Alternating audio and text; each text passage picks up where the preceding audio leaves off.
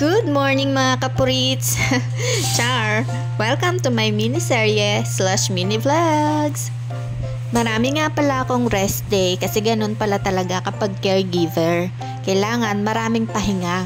Aba, hindi rin birong magbuhat kina lola, no? Kailangan mag-recharge para hindi maubusan ng lakas.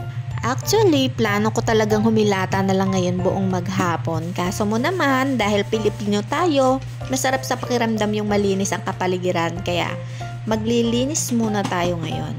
Still praying pa rin ako na tumapat naman sana ng linggo yung rest day ko. Lord, please. Iba pa rin talaga yung araw ng linggo. Iba yung panibagong lakas. Pero yun nga, dahil bago pa lang ako sa trabahong ito, hindi pa ako pwedeng mag-request ng gusto kong schedule. Konting story time muna about sa experience ko dito. Nung una, excited ako dahil panibagong buhay ito, panibagong experience para sa akin. At hindi ko rin iniisip at hindi rin naman sumagi sa isip ko noon na maging caregiver. Sa mga naririnig ko, mahirap daw talaga mag-alaga ng mga matatanda. Pero sa akin, iba yung pakiramdam ko, siguro dahil wala akong kinagisnan na lolo't lola, kaya excited ako. I praise God dahil sobrang babait ng mga nadatnan kong katrabaho sa facility. At nung unang araw din na yon, na-experience ko makisalamuha sa matatanda. 10 yung alaga namin pero 9 lang sila ngayon dahil na-confine daw yung isa. 9 na babae at 1 namang lalaki. Ay syempre may kaunting gulat yun. Imagine 10. Yung nanay ko 1 lang pero katumbas 10 sa ligalig. Unang araw ko sa trabaho, umuwi akong nakangiti. Nung nakita ko yung mga lola, pakiramdam ko malapit sila sa akin. At yung pakiramdam na excited kang alagaan at mapamahal sa kanila. Sa akin naman, baliwala na yung paglilinis, sanay na ako. At saka dito, parang nasa bahay ka lang.